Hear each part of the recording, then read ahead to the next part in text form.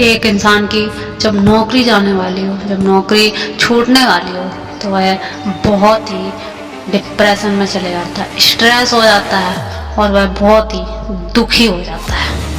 तो फिर धीरे धीरे और अन्य काम तो उसके अच्छे बन ही रहे थे, पर वो नौकरी की चिंता इतनी ज़्यादा करने लगता है कि वो डिप्रेशन में चला जाता है।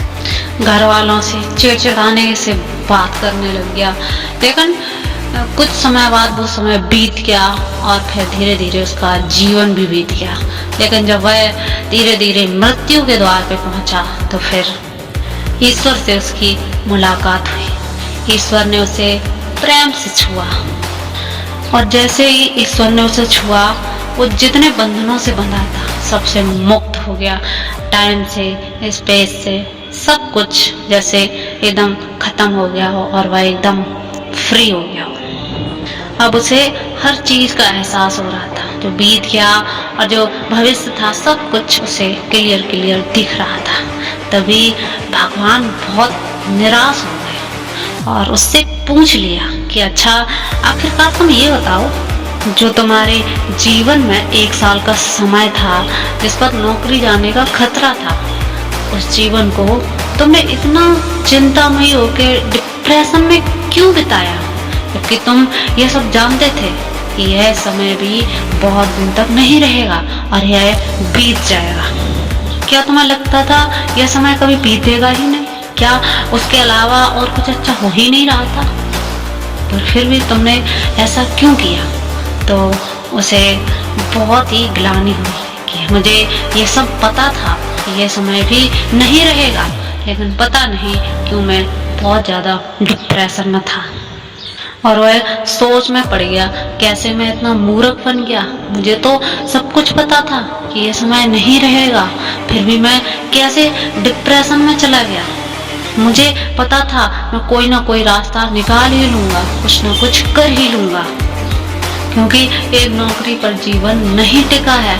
एक नौकरी, एक गर्दिशें, ये कठिनाइयाँ अपने एक जीवन के आगे बहुत छोटी हैं। मेरे व्यक्तित्व के आगे, मेरी आत्मा के आगे, मेरी कहानी के आगे ये सब तो कुछ भी नहीं था।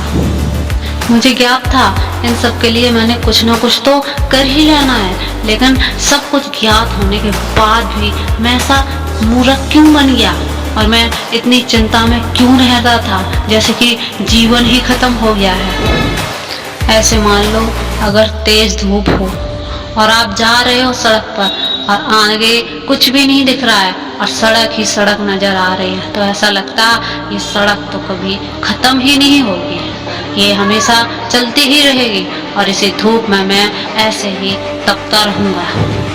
तभी आप एक चीज खो देते हो, आप खो देते हो अपने ऊपर भरोसा।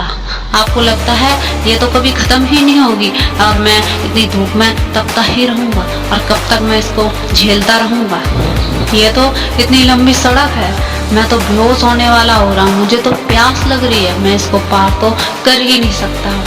और तभी आप उस विश्वास को, अपने आप के भरोसे को खो देते हो। पर ये सब तो आंखों का धोखा होता है, इंद्रियों का धोखा होता है। आप अपने शरीर, फिजिकल के हिसाब से अगर सोचेंगे तो आप हमेशा अपने आप को हारे हुए पाएंगे। आप अपनी फिजिकल से ऊपर उठकर बुद्धि के लेवल पे जाइए और अपने दिमाग से सोचिए कि मैं कर लूँगा और जो भी है ये समय बीत जाएगा, अगर कठिन भी होगा, बस आप मेहनत करिए और मंजिल जरूर दिखने लगेगी। आपको परिवर्तन से डर लगता है, आपको लोगों की घूरती आंखों से डर लगता है, आपको कुछ नया सीखने से डर लगता है, इसीलिए आप अपनी लाइफ में कुछ बड़ा नहीं कर पाते।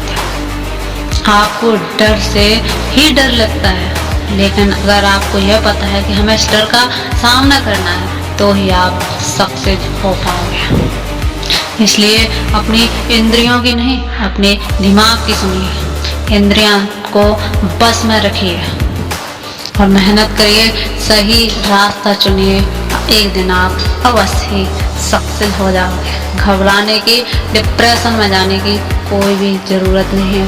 जीवन में बहुत ऑप्शन है और बहुत कुछ है कुछ करने के लिए। इतनी छोटी छोटी चीज़ों के लिए घबराना नहीं चाहिए। ये 3 बातें रोज सुबह उठ के बोले। नंबर 1, मैं सबसे अच्छा हूँ। नंबर 2, मैं इसे अकेले ही कर सकता हूँ। नंबर 3, भगवान हमेशा मेरे साथ।